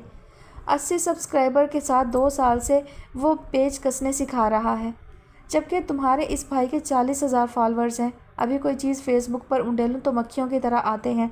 10 मिनट में 100 लोगों की अंगूठा ठोकी का रेट चल रहा है, इसलिए तुम पर लाजिम है कि मुझसे तमीज़ से बात करो। नहीं कर सकता, पागल हूँ जो तुमसे एक फेवर चाहिए। मार लो 2 जूते मुझे इस गलती पर, वरना तारीख में मेरा नाम काले हरूफ से लिखा जाएगा। वो नाराज़ होकर उसी के अंदाज में बोला था। तारीख, जोग्राफिया, फ़िज़िक्स, केमिस्ट्री, नीला पीला सुर्ख सब्ज़, जिस रंग से मर्ज़ी जहाँ मर्ज़ी लिखा जाए। हमारी बला से बिजनेसमैन को सिर्फ पैसे से कर्ज होती है। बताओ क्या स्टोरी ब्रेक करनी है? अरबाब का मसला सिर्फ गैर संजीदगी था, वरना खुशीलहान भी जानता था कि वो उसके बहुत काम आ सकता है। उसने बहुत सोच विचार की थी, बहुत दिन कुड़ता रहा था। उसके बाबा ने वाकई संदलबी और उनसे वाबस्ता नूरुल कुलूब को अपनी ज़िंदगी से खारिज कर दिया था, लेकिन वो नहीं कर पा रहा था। ये उसकी फितरत में था। वो इंतकाम लिए बगैर पुरसकून नहीं हो सकता था, और सोशल मीडिया इस ज़माने में उसका सबसे बड़ा हथियार साबित होने वाला था। आपने अपना मोबाइल चेक किया? मैंने आपको कुछ ज़रूरी मैसेज किए हैं। ये इत्तेफाक की बात थी कि उन्होंने नाश्ते के बाद अभी स्मार्टफ़ोन उठाना ही चाहा था कि उनके दूसरे फ़ोन पर कासिम साहब का फ़ोन आया। वो उन्हें अपना फ़ोन चेक करने की ताकीद कर रहे थे। उन्होंने नागवारी को छुपाते हुए तहम्मुल से उनकी बात सुनकर फ़ोन बंद कर दिया था। इस शख्स को हमेशा जल्दी पड़ी रहती है, हर काम में उजलत, हर बात पर परेशानी। अब फिर इस्तीफ़ा दे दिया होगा किसी ने, या हो गई होगी कोई सियासत में उलटफेर, उन्होंने सोचा था। सरदार कासिम हयात सियासतदान थे और मीडिया पर काफ़ी गहरी नज़र रहती थी उनकी। ज़रा सी भी सियासी परेशानी आने पर वो दुआओं की दरख्वास्त के लिए फ़ोन करने लग जाते थे। मोबाइल पकड़ाओ मेरा। उन्होंने सामने बैठी ज़हरा को हकारत से देखा। वो अब उससे इसी अंदाज में बात करती थी। उसके पाँव में बेड़ियाँ थीं और उसकी गर्दन के गिर्द तोक था। यह उसकी सज़ा थी। संदल भी उसे सारी दरसगाह के सामने इबरत का निशान बना रही थी। वो उसे नमाज़ पढ़ने देती थी, ना कुरान को हाथ लगाने देती थी। तुम जैसी गुनहगार को यह हक़ नहीं होना चाहिए कि वो ये काम करे। तुम क्या सोचती हो, 2 सजदे करके अल्लाह को मना लोगी? گناہ کے بعد اللہ کو راضی کرنا اتنا آسان ہوتا تو ہم جیسے برگزیدہ لوگ اتنی ریاضت کیوں کرتے؟ پہلے مجھ سے معافی مانگو اور مانگتی رہو، جب میں معاف کر دوں تو اللہ سے معافی مانگ کر اپنی روح کو پاک کرنا اور پھر عبادت کی جانب آنا۔ وہ ساری درسگاہ کے سامنے اس سے ہمیشہ حدت آمیز انداز میں ایسی ہی باتیں کرتی رہتی تھی۔ زہرا کو 2 وقت کا کھانا مل رہا تھا لیکن وہ بالکل لاغر ہو چکی تھی۔ ہر وقت سر جھکائے ہاتھ جوڑے زمین پر بیٹھی کسی ذہنی مریضہ کی مانند وہ جانے کیا سوچتی رہتی تھی۔ کسی کو اس سے بات کرنے کی اجازت نہیں تھی۔ ایسا کرنے سے سندل کی جانے کون سی حس کو تسکین مل رہی تھی، لیکن وہ زہرا کو معاف کرنے کو تیار نہ تھی۔ خوشی لحان والا معاملہ فی الحال سرد پڑ گیا تھا۔ انہیں یقین تھا حبیب اللہ خان ایکسیڈنٹ کے بعد معافی تلافی کی غرض سے آئیں گے، لیکن وہ اب تک نہیں آئے تھے۔ حالانکہ وہ فون کر کے خوشی لحان کی خیریت دریافت کرنے والی فارمیلٹی نبھا چکی تھیں، مگر وہاں پھر بھی سناٹا تھا۔ زہرا نے آہستہ آہستہ چلتے ہوئے ان کے سامنے ہی پڑا فون اٹھا کر ان کے ہاتھ میں دیا تھا۔ فون اٹھا کر انہوں نے میسیجز دیکھنے شروع کیے تھے۔ واٹس ایپ پر ان کو لاتعداد میسیجز وصول ہوتے تھے۔ انہوں نے سردار قاسم کا فون نمبر سرچ بار میں لکھ کر اس کا میسیج ڈھونڈنے کی کوشش کی تھی۔ وہ میسیج دیکھتے ہوئے اس ویڈیو تک آئی تھی جس نے ان کے 14 طبق روشن کر ڈالے تھے۔ یہ سب کیا ہے؟ حبیب اللہ خان نے موبائل پر اچانک نظر آ جانے والی اس ویڈیو کو حیرانی سے دیکھتے ہوئے سوال کیا تھا۔ خوشی لحان اسپتال سے گھر آ چکا تھا۔ اسے چونکہ ابھی آرام کی تاکید کی گئی تھی، اس لیے اسلام آباد میں مزید طویل قیام کا ارادہ ترک کر کے وہ ہری حویلی واپس آ چکے تھے۔ لاریب نے اپنی مرضی سے اسلام آباد میں ٹھہرنے کو ترجیح دی تھی۔ یہ 2 دن بعد کی بات تھی۔ اپنے کمرے میں آتش دان کے پاس بیٹھے انہوں نے جب حیرانی سے سوال کیا تو خوشی لحان بھی چونک اٹھا تھا۔ گلے بھی اس کا چہرہ دیکھنے لگی تھی، جبکہ حبیب اللہ خان کا سارا ارتکاز موبائل کی جانب تھا۔ ان دونوں نے بھی موبائل سے آنے والی آواز پر دھیان شروع کیا تھا تو چیزیں واضح ہونے لگی تھیں۔ حبیب اللہ کوئی رپورٹ دیکھ رہے تھے۔ ایک صحافی کافی تفصیل سے سب کچھ بتا رہا تھا۔ یہ رپورٹ بٹگرام میں کسی درس کا نور القلوب کے متعلق تھی کہ وہاں نہ صرف طالبات پر تشدد کیا جاتا ہے بلکہ انہیں قید میں بھی رکھا جاتا ہے۔ گلے اور حبیب اللہ خان کے چہرے پر ایک ساتھ تفکر پڑھا تھا جب رپورٹر نے شیریں اور سندل بی کا نام مکمل لیتے ہوئے ان کی لاہور والی رہائش گاہ کا پتہ بھی بتایا تھا، اور ساتھ ہی یہ بھی بتایا تھا کہ مذکورہ خاتون کالے جادو اور سفلی علم میں بھی ماہر سمجھی جاتی ہیں۔ ان کے کلائنٹس نہ صرف پاکستان، انڈیا اور بنگلہ دیش تک پھیلے ہوئے تھے بلکہ وہ UK اور امریکہ کے ساتھ ساتھ یورپ کے کئی چھوٹے چھوٹے ممالک سے بھی آن لائن کالے جادو کا توڑ کرتی ہیں۔ ان کے بینک اکاؤنٹ میں اسی وجہ سے ہزاروں ڈالرز گاہے بگاہے ٹرانسفر ہوتے رہتے تھے۔ یہ ہو کیا رہا ہے؟ حبیب اللہ خان ان کی جانب دیکھنے کے بجائے صرف موبائل کو دیکھ رہے تھے۔ خوشی لحان نے چند سیکنڈز باپ کے موبائل سے آنے والی آوازوں پر فوکس کیا، پھر وہ انہیں مکمل نظر انداز کرتے ہوئے دوبارہ سے اپنے موبائل پر PUBG کھیلنے لگا تھا۔ گلے کو اس کے اطمینان پر پہلے حیرت ہوئی، پھر وہ جیسے سمجھ گئی تھی کہ اس سب میں یقیناً خوشی لحان ملوث تھا۔ اس نے اشارے سے اس سے پوچھا تھا۔ جواب میں خوشی لحان نے صرف انگوٹھے کا نشان بنا کر دکھا دیا تھا۔ اگر یہ آج سے کچھ عرصہ پہلے کی بات ہوتی ہم ضرور اسے غور سے سنتے، مگر ہم اب ان سے قطع تعلق کر چکے ہیں، اس لیے اس ویڈیو سے ہمیں کوئی فرق نہیں پڑتا۔ گلے نے بآواز بلند تبصرہ کیا تھا۔ حبیب اللہ خان اس اعلان پر جذبت ضرور ہوئے تھے، مگر یہی حقیقت تھی کہ انہیں اب اس چیز سے کوئی فرق نہیں پڑنے والا تھا۔ عام انسان کی حیثیت سے وہ اسے دیکھ کر حیران ضرور ہوئے تھے۔ انہوں نے اسے مکمل دیکھا بھی تھا، لیکن ان کے دل کی دھڑکن تیز ہوئی تھی، نہ ان کے خون نے اس ذکر پر جوش کھایا تھا، جسے ہم چھوڑ دیتے ہیں اسے ہم چھوڑ دیتے ہیں۔ دل میں یہ دہراتے ہوئے وہ دوبارہ سے گھڑ دوڑ کی کوئی ویڈیو دیکھنے لگے تھے۔ خوشی لحان کے چہرے پر عجیب سا سکون پھیل گیا تھا۔ سندل بی کے خلاف ایک سوشل کیمپین چلانے میں خوشی لحان اور اس کے دوستوں نے کافی مدد کی تھی۔ وہ اگرچہ کوئی ٹک ٹاکر یا مووی سٹار ٹائپ شخصیت نہیں تھی کہ ان کی خبر پورے پاکستان میں پھیل جاتی یا ہر اخبار اور چینل کی زینت بنتی، نہ ہی خوشی لحان کا ایسا کوئی ارادہ تھا، لیکن اپنے علاقے کے لوگوں کے سامنے وہ سندل بی کی شخصیت کو بے نقاب کرنے میں ضرور کامیاب ہو گیا تھا، اور اسے اسی بات کی خوشی تھی۔ وہ یہی چاہتا تھا۔ اس کا ایک ہی حل ہے، آپ ہری حویلی والوں سے مصالحت کر لیں، عزیز صاحب نے انہیں مشورہ دیا تھا۔ سندل بی کے چہرے پر ناگواری کے تاثرات نمایاں تھے۔ حد ہو گئی، مصالحت کیسے کر لوں؟ وہ 2 ٹکے کا ملازم مجھے نیچا دکھانے کے لیے اس قدر پستی میں اترا ہوا ہے، اور آپ کہتے ہیں میں اس سے مصالحت کر لوں؟ بڑا اچھا مشورہ دیا ہے آپ نے۔ ایک ذرا سی ویڈیو کیا آ گئی، آپ تو گرگٹ کی طرح رنگ بدل گئے۔ انہیں یہ آئیڈیا بالکل پسند نہیں آیا تھا۔ ان کے خلاف بنائی گئی فوٹیج اگرچہ 10 منٹ سے زیادہ کی نہیں تھی، لیکن وہ بہت تیزی سے انٹرنیٹ پر پھیل رہی تھی۔ اگرچہ اپنے اثر و رسوخ سے وہ اس کی جانچ اور کوشش میں لگی تھی کہ اس معاملے کو یہیں کیسے ٹھپ کیا جا سکتا ہے، مگر فی الحال اس کے کوئی آثار نظر نہیں آ رہے تھے۔ ان کے اس طرح خبروں کی زینت بننے پر سب سے پہلے ان کے اپنے مریدوں نے منہ موڑا تھا۔ ان میں سے کئی ایک نیب میں انکوائریاں بھگت رہے تھے، لیکن سندلبی کا نام آتے ہی وہ سب غائب ہو گئے تھے۔ انہیں اس بات کا شدید افسوس تھا۔ میں آپ کو فائدے کی بات بتا رہا ہوں۔ وہ لڑکا اور اس کے دوست بہت تیزی سے اس ویڈیو کو وائرل کرنے میں لگے ہیں۔ سوشل میڈیا بڑی چیز ہے، منٹوں میں بندہ ہیرو سے زیرو بن جاتا ہے۔ آپ کوئی توڑ ڈھونڈیں، یہ بات اوپر تک پہنچ گئی تو بہت مشکل ہو جائے گی۔ آپ ان سے بات کریں اور فی الفور اسے ہٹانے کی تاکید کریں۔ آپ کا کہا ٹال نہیں سکے گا۔ ہمارے جیسے لوگ سمجھاتے بھی رہے تو فائدہ نہیں ہے، آپ خود براہ راست بات کریں، عزیز صاحب نے تلقین کی تھی۔ واہ، یہ تو ڈھونڈا ہے آپ نے، داد دینی پڑے گی آپ کو۔ آپ لوگ مصائب میں گرفتار ہوں تو دوڑے دوڑے میرے پاس آتے ہیں۔ میں نے تو کبھی آپ کو یہ نصیحت نہیں کی کہ جائیں جا کر دشمنوں سے مصالحت کریں۔ وہ چمک کر بولی تھی۔ مجھے یہ خبر ہی کب تھی کہ آپ ہمارے دشمنوں کی بھی خیر خبر رکھتی ہیں۔ اس فوٹیج میں آپ کا کئی بڑے لوگوں کے ساتھ نام لیا جا رہا ہے۔ کیا دوست کیا دشمن، آپ تو سب کی سندلبی ہیں، انہوں نے برا مان کر انہی کے انداز میں جواب دیا تھا۔ ہمیں سب کی خیر خبر رکھنی پڑتی ہے، اللہ والے ایسے ہی ہوتے ہیں۔ آپ کیا چاہتے تھے کہ آپ کی دشمنیاں پال لوں؟ وہ پہلے ہی عاجز آئی ہوئی تھی، عزیز صاحب کے انداز سے مزید چڑ رہی تھی۔ ویڈیو کے منظر عام پر آتے ہی کئی لوگوں نے ان کی کال ریسیو ہی نہیں کی تھی۔ عزیز صاحب سے ناراضی وہ مول نہیں لے سکتی تھی۔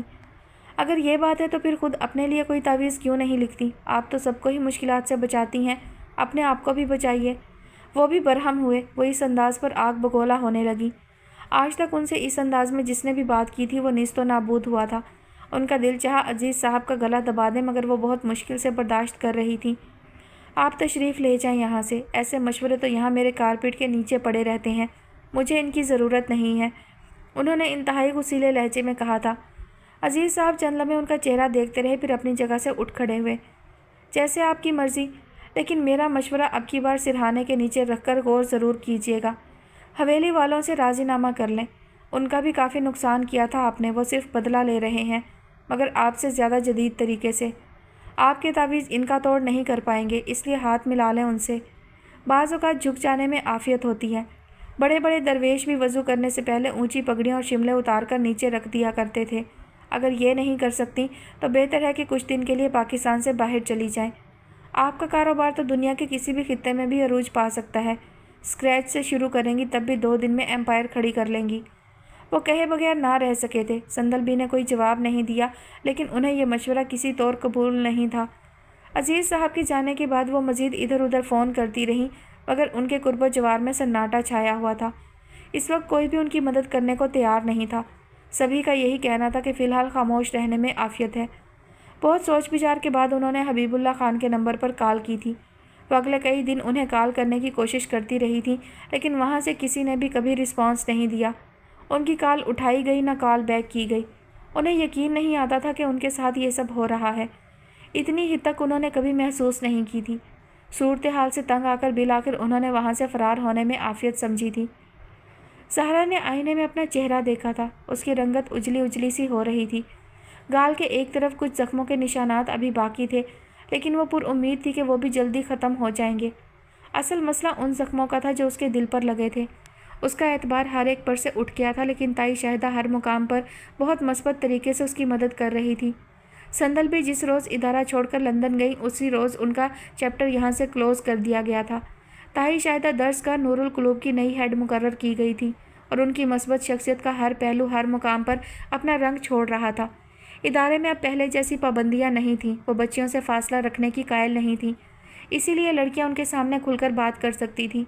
وہ اتنے اچھے طریقے سے لڑکیوں کو ہر معاملے میں قرآن و حدیث کی روشنی میں گائیڈ کرتی تھی کہ ان کے گمراہ ہونے کا امکان کافی حد تک کم ہونے لگا تھا۔ پہلے جو چیزیں اور اصول سندلبی کے خوف کی وجہ سے وہاں رائج تھے، اب وہ اللہ اور اس کے رسول کی محبت میں اپنائے جانے لگے تھے۔ وہ سب اس نئے ماحول میں زیادہ اچھے طریقے سے پھلنے پھولنے لگی تھیں۔ زہرا کی شخصیت میں اس توڑ پھوڑ سے کافی خلا پیدا ہوا تھا، لیکن تائی شاہدہ ہر معاملے میں اس کی معاونت کرتی تھی۔ وہ جب پریشان نظر آتی تو تائی شاہدہ کے سمجھانے کا الگ ہی انداز ہو جاتا۔ زہرا، اپنے آپ کو کسی دوسرے انسان کی نظر سے دیکھنا چھوڑ دو، ورنہ تم ہمیشہ خود کو گناہ گار ہی سمجھتی رہو گی۔ اپنے بنانے والے پر بھروسہ رکھو، کیونکہ وہ تمہیں انسان کی نظر سے نہیں دیکھتا، وہ تمہیں نوازنے کے لیے تمہارے کرم نہیں دیکھتا، وہ اپنے کرم کے حساب سے نوازتا ہے۔ انشاءاللہ ایک دن سب ٹھیک ہو جائے گا، تم ایک دن اس کیفیت سے نکل آؤ گی اور وہ تمہارا بہترین روپ ہوگا۔ حادثات کو بھول جانا بہتر ہوتا ہے، ورنہ وہ پاؤں کی زنجیر بن جایا کرتے ہیں۔ آنے والے وقت پر دھیان دو جو تمہارا ہے، یہ یقین رکھو تمہارا اللہ تمہارے ساتھ ہے، تبھی تم آج سرخرو ہو۔ اسی سے مانگتی رہو، وہی دے گا۔ کسی انسان کے اختیار میں یہ نہیں کہ وہ کسی دوسرے انسان کا نصیب اس سے چھین لے یا اس کے اور اس کے معبود کے درمیان خلیج کھڑی کر سکے۔ یہ انسانی رشتہ ہے جو اس قدر کمزور ہو۔ پرانی باتوں کو بھول کر نئی راہیں تسخیر کرو۔ جس نے تمہارے ساتھ برا کیا اسے معاف نہیں کر سکتی تو بھی اس کا مزار اپنے دل میں مت بنا رہنے دو، اس سے تکلیف کے سوا کچھ ہاتھ نہیں آئے گا۔ اپنی توانائی کو کسی اچھے کام میں استعمال کرو۔ وہ اسے پیار سے سمجھاتی رہتی تھی۔ درس گاہ میں کوئی بھی اب سندل بی کا ذکر تک نہیں کرتا تھا، کیونکہ تائی شاہدہ نے سب کو تاکید کر رکھی تھی کہ یہ ہمارا کام نہیں ہے۔ وہ کیا تھیں، کیا کر رہی تھیں، یہ ان کا اور ان کے رب کا معاملہ ہے۔ ہم ان کی بدخوائی کر کے اپنا وقت کیوں کالا کریں؟ وہ وہاں سے نہیں گئی تھیں بلکہ ان سب کی زندگیوں سے بھی نکل گئی تھیں، اس لیے نور القلوب میں اب واقعی نور آ گیا تھا۔ سوال کیا گیا کہ کیا گناہگار ہمیشہ خدا کی خوشنودی کو ترستے رہیں گے؟ جواب دیا گیا کہ اللہ پر صرف اللہ والوں کا حق ہوتا تو انبیاء کے علاوہ کوئی نور القلوب کا حقدار نہ ٹھہرتا۔ خوشی الحان نے اس کاغذ پر لکھی تحریر کو غور سے دیکھا تھا، پھر اس نے گہری سانس بھری، چہرے پر اطمینان بھری مسکراہٹ پھیل گئی تھی۔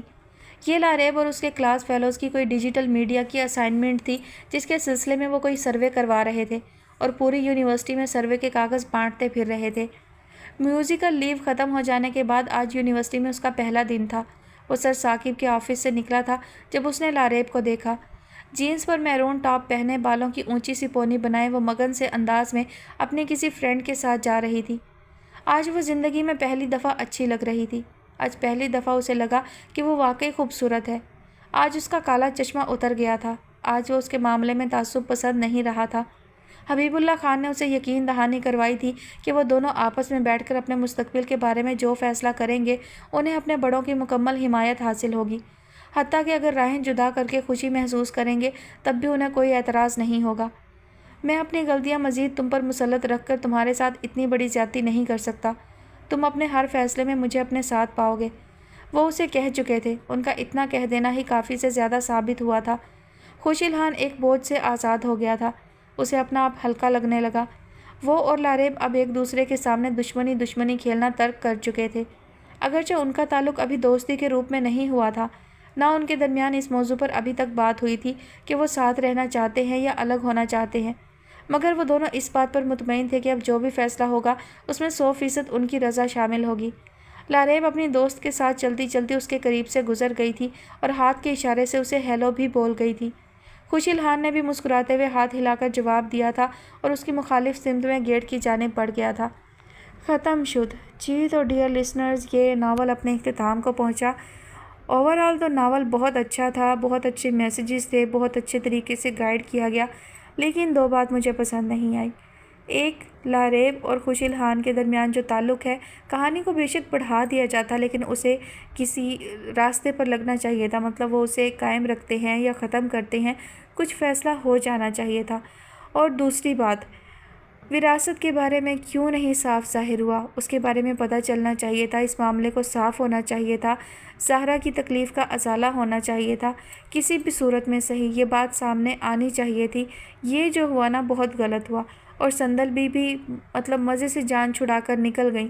ان کو عبرت کا نشان بننا چاہیے تھا، انہوں نے اتنے لوگوں کی زندگیوں کو داؤ پر لگایا تھا اپنی خود پسندی میں۔ اس چیز کو کہتے ہیں کسی بھی معاملے میں شدت پسند ہونا یا انتہا پسند ہونا اور خود پسند ہونا، مطلب اپنی ہی ذات۔ بہت اچھی بات رائٹر نے لکھی کہ وہ اپنی مرید خود ہی تھیں۔ مرید ہوتے ہیں نا، اندھی عقیدت رکھتے ہیں، شخصیت پرست ہوتے ہیں، انہیں اپنے مرشد میں، اپنے پیر میں کوئی برائی نظر نہیں آتی، الٹا اس کے لیے مرنے مارنے پر تل جاتے ہیں۔ تو وہی حال سندل بی کا تھا کہ وہ اپنے خلاف ایک بھی بات برداشت نہیں کر سکتی تھی، اور خود ہی اپنی تعریف کرنا، اپنے منہ میاں مٹھو بننا، خود کو نیک اور برگزیدہ اور پتہ نہیں کیا کیا ثابت کرنا، اور باقی سب کو جو ہے گنہگار سمجھنا۔ تو یہ وہی حال ہے جو آج کل اکثریت کا ہے کہ کسی کو بھی جنت کا ٹکٹ دے رہے ہیں، کسی کو بھی دوزخ کا ٹکٹ دے رہے ہیں، کسی کو بھی کافر و مشرک کہہ رہے ہیں۔ تو یہ جو میسیج ہے بہت اچھا کنوے کیا رائٹر نے، لیکن مجھے اس بات پر سخت اعتراض ہے کہ بھئی وراثت کے حوالے سے بات ہونی چاہیے تھی، زہرا کا کردار صاف ہونا چاہیے تھا۔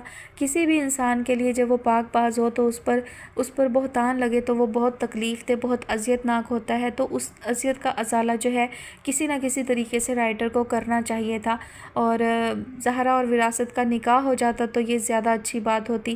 میرے خیال میں یہ اس کے لیے بہت اچھا ہوتا کہ اس کی تکلیف کا کہیں نہ کہیں کچھ تو ازالہ ہوتا، انعام کے طور پر اسے وراثت مل جاتا۔ تو یہ چیزیں تھوڑی سی مجھے بری لگیں۔ باقی اوورآل کہانی بہت اچھی تھی، بہت تفصیل سے تھی، اور نفسیاتی الجھنیں بہت اچھے سے بیان کی گئیں۔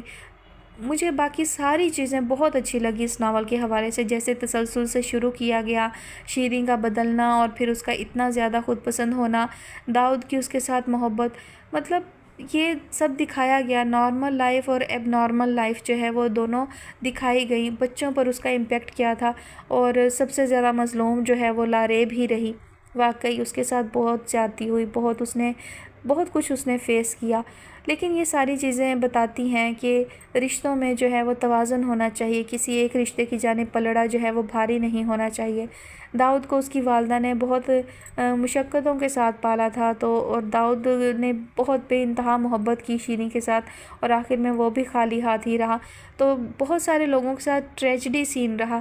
حبیب اللہ خان جو شروع میں بہت اچھے، بہت مثبت کردار لگ رہے تھے، تو وہ بھی آہستہ آہستہ ظاہر ہو گئے کہ وہ بھی سب کچھ اپنی خاطر ہی کر رہے تھے، اپنی خواہش کے تابع ہو کر رہے تھے۔ گلے کے ساتھ بھی زیادتی رہی، لاریب کے ساتھ بھی زیادتی رہی، داؤد کے ساتھ بھی زیادتی رہی، خوش الحان کے ساتھ بھی زیادتی ہوئی، تو سارے ہی کرداروں کے ساتھ جو ہے وہ زیادتی ہوئی۔